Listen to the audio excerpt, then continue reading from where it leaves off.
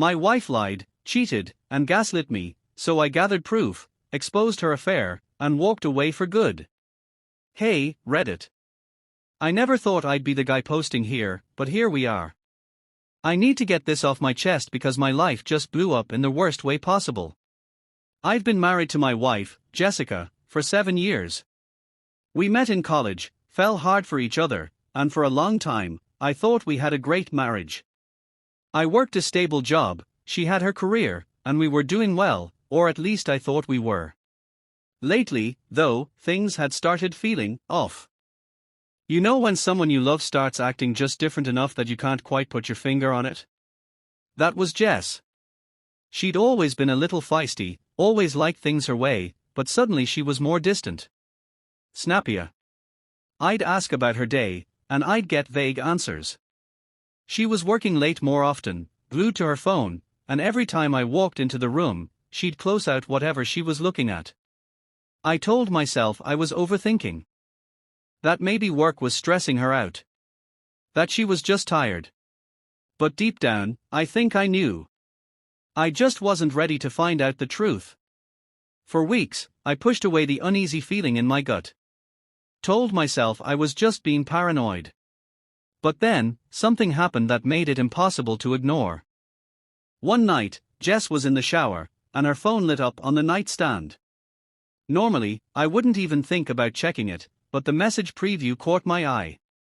It was from a contact saved as Megan, work. Can't stop thinking about last night. You're amazing. My stomach dropped. I stared at the screen, hoping I had misread it. But no. Megan, work, who, as far as I knew, didn't exist, was sending my wife flirty, intimate messages. I knew I shouldn't, but I picked up her phone. Locked. Of course. My heart was pounding so hard I could barely think straight.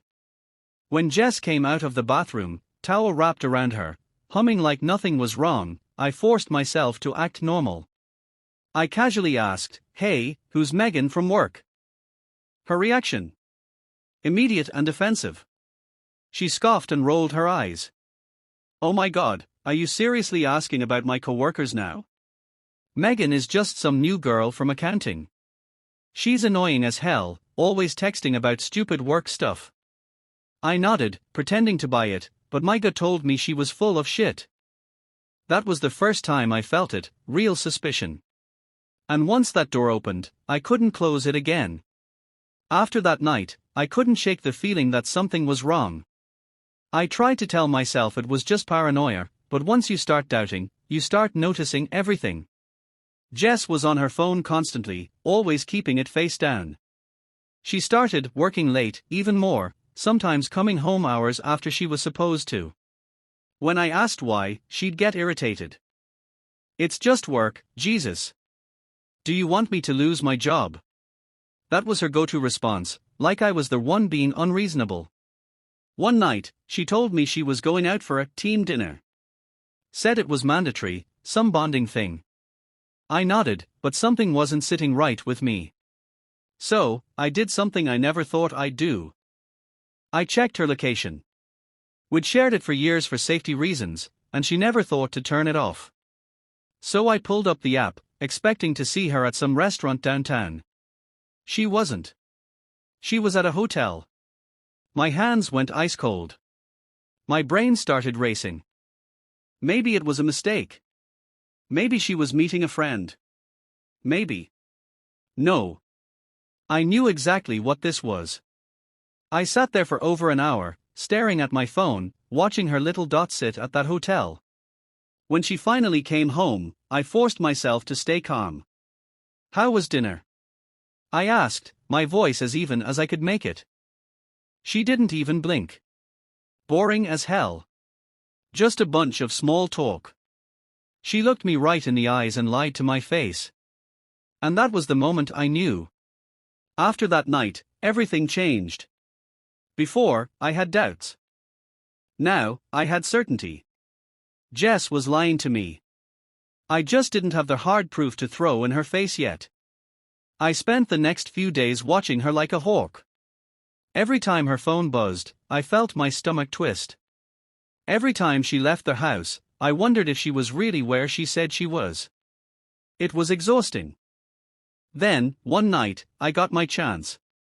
She was in the shower again, and this time, she left her phone unlocked on the bed. My heart was pounding, but I grabbed it anyway. I went straight to her messages. And there it was, Megan, work, was actually a guy named Ryan. I scrolled through their texts, and what I saw made me feel physically sick. Last night was incredible. I can't stop thinking about you. I hate sneaking around, but it's worth it. You're worth it. He's so clueless, it's almost funny. I had to stop reading. My hands were shaking. I felt like my whole world had just been yanked out from under me. I put her phone back exactly where it was and walked out of the room. I needed air. I needed to think. I had my proof now. But what the hell was I supposed to do with it? I barely slept that night. Every time I closed my eyes, those messages replayed in my head. He's so clueless, it's almost funny. That one stung the most. By morning, I had made a decision. I wasn't going to sit around and let Jess lie to my face anymore. I needed to confront her. I waited until she was getting ready for work. She was standing in front of the mirror, fixing her hair like nothing was wrong, like she wasn't sneaking off to hotels behind my back. "Hey, Jess," I said, keeping my voice steady. "How's Megan?" She froze for half a second, just long enough for me to catch it, then turned to me with a fake confused look. "Megan? What are you talking about?" I pulled out my phone, opened a picture I had taken of her texts, and held it up. "I mean Megan, aka Ryan. Your little side piece." Her face turned pale. Then, just as quickly, she switched gears. "Oh my God, are you seriously snooping through my phone now?" she snapped, crossing her arms.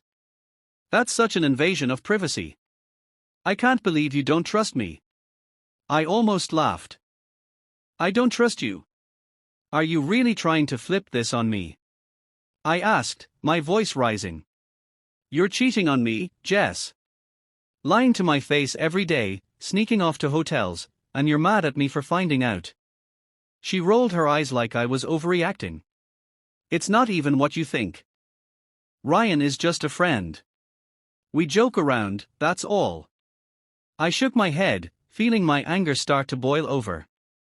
Friends don't meet up at hotels, Jess.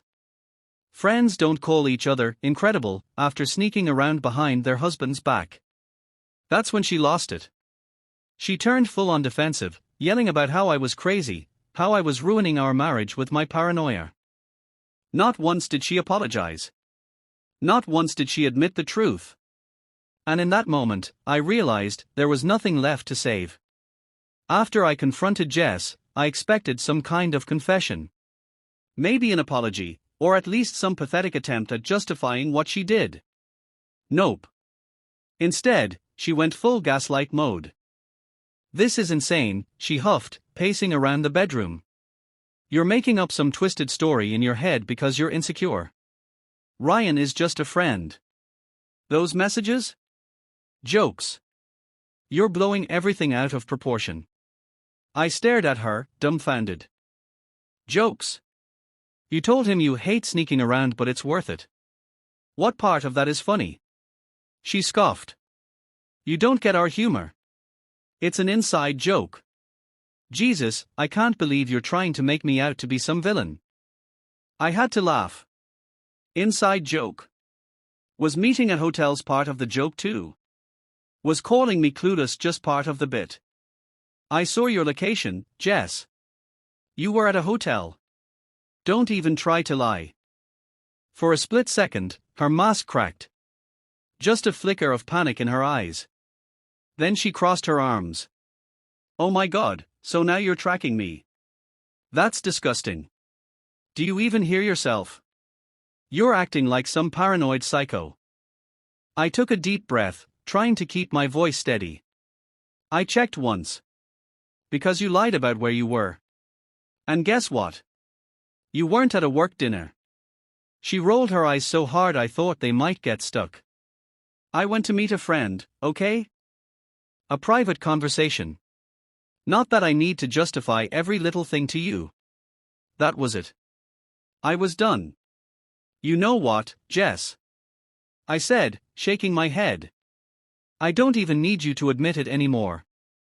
I know exactly what's going on. And the best part? She still had no idea what was coming next. After that disaster of a confrontation, I knew one thing for sure: Jess wasn't going to admit a damn thing. She was going to lie, gaslight, and twist the truth until I was the bad guy. Fine. If she wanted to play games, I'd play smarter. I didn't let on that I was planning anything. I acted like I was considering her bullshit explanations. I stopped pushing. Stopped asking questions. Let her think she was winning. But behind the scenes, I started gathering everything I needed. First, I made copies of her texts with Ryan. Screenshots, videos, hell, I even forwarded some to my email just in case she tried to delete them. I went through our bank statements and found a couple of shady charges, one from a hotel, another from some fancy restaurant I definitely wasn't invited to. Then, I started talking to a lawyer. I hadn't made up my mind yet about divorce, but I wanted to be prepared. I wanted to know my options before I made my move. The lawyer gave me some solid advice. Don't tip her off. The calmer and more normal I acted, the easier it would be to catch her off guard. Gather evidence quietly. The more proof I had, the less she could screw me over if things got ugly. Be ready for her to flip the script. Women like Jess don't go down without a fight. So that's what I did. I played the role of the clueless husband. And then, right when she thought she had me under control, I caught her red-handed. I had my proof. I had my plan. Now, I just needed the right moment. It came faster than I expected. One Friday, Jess told me, again, that she had a work dinner. By now, I knew exactly what that meant. I acted casual, even kissed her on the cheek before she left. The second she walked out the door, I grabbed my keys and followed her. She didn't go downtown. She didn't go anywhere near a restaurant. She went straight to the same damn hotel. I parked across the street, my hands gripping the wheel so tight my knuckles turned white. I sat there, staring at the entrance, watching her walk inside without a care in the world. Like she wasn't married. Like she wasn't betraying me. I had two options. Storm in there, cause a scene, and let my emotions take over. Be smart about it. I chose option 2. I pulled out my phone and snapped photos. I got a clear shot of her walking in. A timestamp. A video of me saying, "This is my wife, Jessica." She told me she was at a work event. This is a hotel. It's 8:42 p.m. on a Friday night. Then, I waited. An hour later, Ryan showed up. I got him on camera too, walking in like he owned the place. That was all I needed. I didn't even feel angry at that moment. Just numb. Like I had stepped outside my own body and was watching a movie. I sent the pictures and video to my lawyer with a simple message: "I'm ready." Then, I drove home and waited for my cheating wife to walk through the door, completely unaware that her whole world was about to crash down. I was sitting on the couch when Jess finally walked in, acting like nothing was wrong. She tossed her purse on the counter, stretched, and let out this fake exhausted sigh. "Oh, that dinner was so long," she groaned. "I just want a shower and pass out." I almost laughed. She was so damn confident in her lies. I didn't say anything at first. Just sat there, staring at her. She noticed. "What?" she snapped, already getting defensive. I took out my phone, pulled up the video of her walking into the hotel, and hit play. Her face went pale. "Work dinner, huh?" I said, my voice eerily calm. She blinked, her mouth opening and closing like she was scrambling for an excuse. Where did you get that?" "Oh, that's not all." I swiped to the next video, the one of Ryan walking in after her. Then the timestamped photo. Then the screenshots of their texts.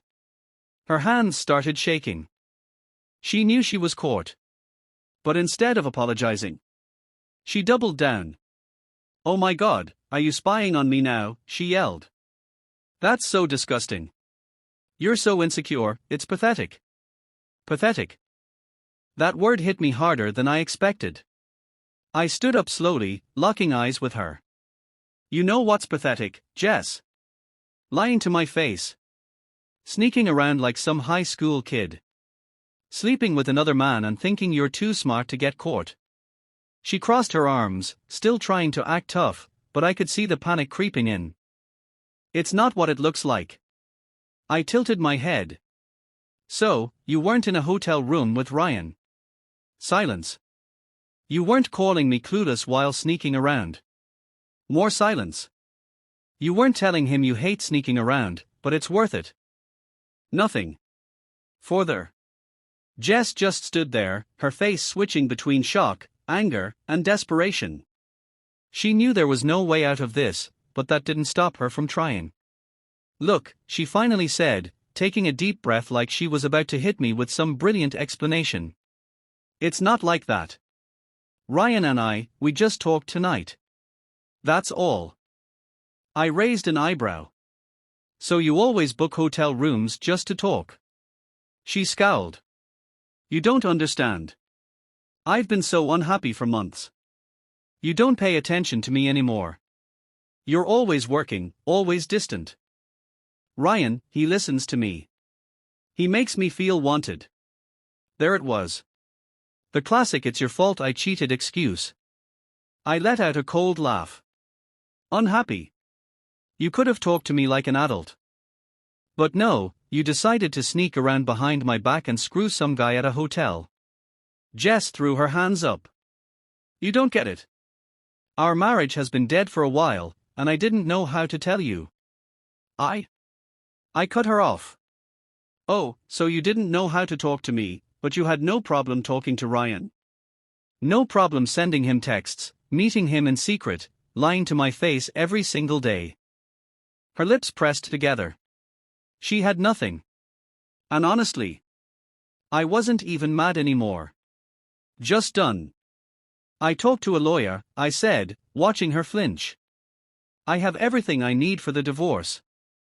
That cracked her fake confidence. "Wait, divorce?" I nodded. "Yeah. What did you think was gonna happen? That I'd just forgive you? That would go back to normal?" She blinked rapidly, and for a second, I thought she might actually cry. "Baby, please. We can fix this. It was a mistake. A huge mistake. I love you." I stared at her, at this woman I thought I knew. And all I felt was disgust. "You love me?" I scoffed. "Then why did you laugh about how clueless I was? Why did you tell Ryan I was an idiot?" Her mouth opened, but no words came out.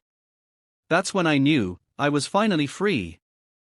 Jess stood there, staring at me like I had just ripped her world apart, and honestly, I had. But she had earned every bit of it. For the first time, I saw her genuinely struggling. Her usual defensive arrogance was gone. The tears started to form in her eyes, but I wasn't buying it. Not anymore. "Please don't do this," she whispered, her voice cracking. I didn't mean for things to get this bad. I never wanted to hurt you." I stared at her, numb.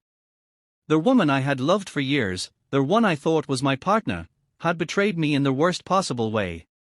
And now she wanted me to feel sorry for her? "I'm not doing anything, Jess," I said flatly. "You've made your choice. You've been making it for months. I'm just finally accepting it." She took a step toward me, then stopped, like she wasn't sure what she was even going to say. "But we can fix this, can't we? I'll end things with Ryan. I'll do anything to make it right." The desperation in her voice hit me harder than I thought it would, but I held my ground. "You can't fix this. It's too late. I can't unsee what I know. I can't unhear the way you talked about me behind my back." She let out a sob, her shoulders shaking. "I'm so sorry. I messed up. I know I did.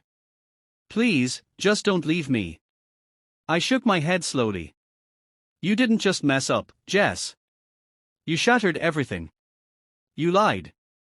You cheated. And now you expect me to just pretend it didn't happen. Her face twisted in anger again. So, you're just going to leave me? After everything we've been through. I sighed deeply. You don't get it, do you? You've already left me. I'm just the last to know. For a moment, neither of us spoke. She stood there, tears streaming down her face, while I felt nothing but emptiness. I couldn't save her from herself, and honestly, I didn't want to. This was over. The silence between us was suffocating. Jess was still standing there, her face flushed with frustration and regret, but I felt nothing. Nothing. I had spent months clinging to the hope that this marriage meant something, that Jess and I could work through anything. But she had torn that belief apart piece by piece, until there was nothing left but a hollow shell. I'm done, I said, my voice firm.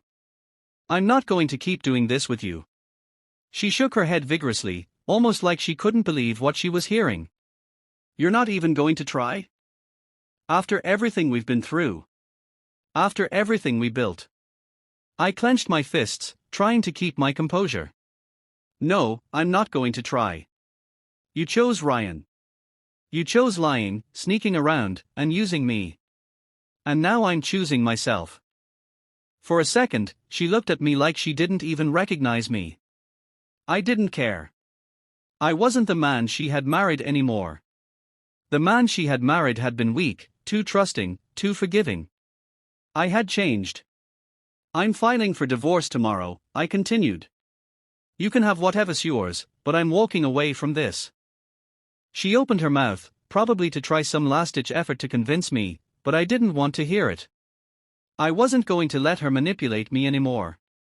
I took a deep breath and said, I'll give you time to figure things out, but I'm done here. I'm done letting you drag me through this.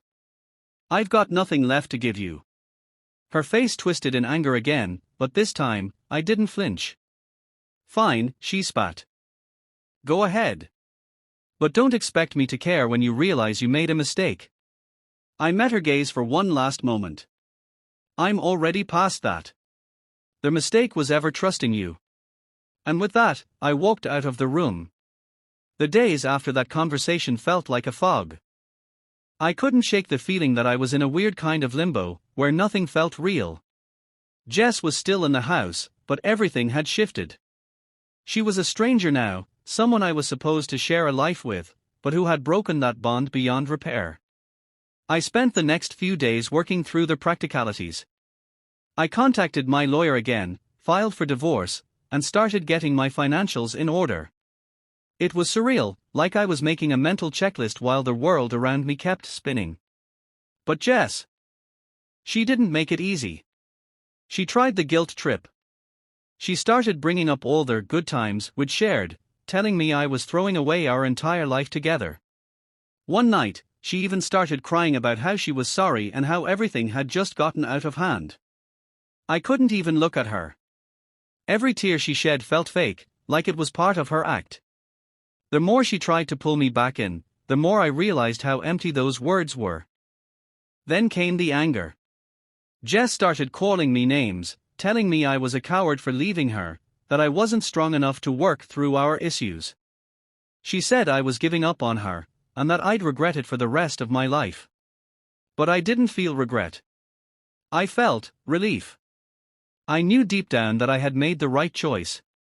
Every time I thought about what happened, every time I remembered the lies, the betrayal, it only made me more sure that this was the end.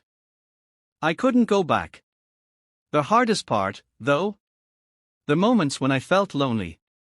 There were times when I missed the comfort of routine, the little things we'd shared, the life I thought I was building. But those moments quickly passed. Because each time I thought about her, I remembered how easily she threw it all away. And the worst part? She still couldn't admit she was wrong.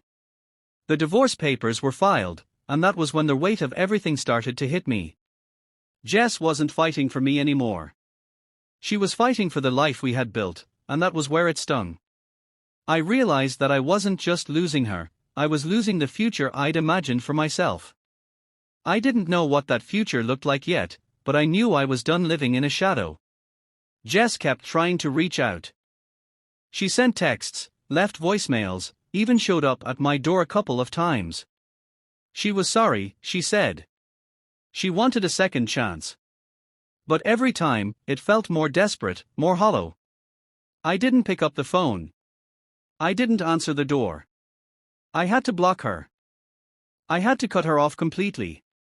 I spent the next few weeks focusing on myself. I started doing things I had stopped doing years ago. I hit the gym regularly, started reading books I'd put down, and picked up hobbies I had abandoned when I got too wrapped up in our relationship. I took time to rediscover what I wanted, instead of constantly trying to fix what was broken between us. And it felt good. I didn't rush into anything new. I didn't want to replace the emptiness with another distraction. But as I focused on myself, I started to realize that the loneliness I felt wasn't permanent. I was finally becoming the person I was before Jess and I ever met, the person I had lost in the process of trying to make her happy. There was something freeing about it. Something empowering. The more space I put between myself and that toxic relationship, the clearer things became. I knew that I deserved better than what Jess had given me. I deserved honesty. I deserved someone who wanted to build with me, not someone who'd tear me down just to get their own way. I wasn't angry anymore. I was at peace. I had let go. It's been a few months since I signed the final papers, and I'm finally able to breathe without the weight of betrayal hanging over me. Jess and I are no longer tied together by a broken marriage, and I've learned so much about myself through this process. The hardest part wasn't just realizing that the woman I loved could betray me like that, it was coming to terms with the fact that I had stayed too long. That I had ignored the red flags, let my love for her blind me to the truth. But now, I see things clearly. It's funny how much strength you don't realize you have until you're forced to find it. The emotional toll this took on me wasn't easy to overcome, but every day I felt myself growing stronger. Each morning, I woke up and didn't feel the constant fear of what new lie Jess was telling, or wondering where she was. I woke up with peace. I've learned that you can't fix someone who doesn't want to be fixed. You can't save a relationship that's already broken beyond repair. Jess was never going to be the person I thought she was. And that's okay. It's her loss, not mine. To anyone going through something similar, my advice is simple: don't ignore the signs. Don't let someone convince you that your feelings aren't valid. Trust your gut. And when the time comes, let go. It's not easy, but it's worth it. You are worth more than lies and betrayal. You deserve honesty, loyalty, and someone who will appreciate you for who you are, not someone who will destroy you to get what they want. I'm better for it. And I'm moving on.